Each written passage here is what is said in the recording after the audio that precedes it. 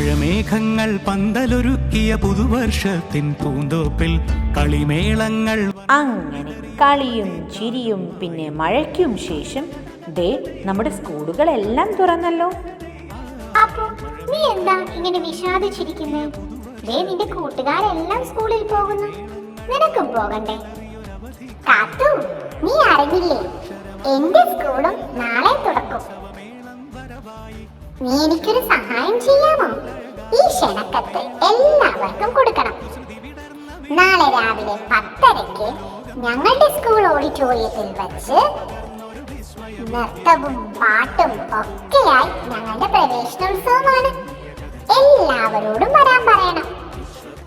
അപ്പോ അപ്പുവിന്റെ സ്കൂളിന്റെ പ്രവേശനോത്സവത്തിൽ എല്ലാവരും വരില്ലേ? കഥകൾ പലതും അറിഞ്ഞിടാ.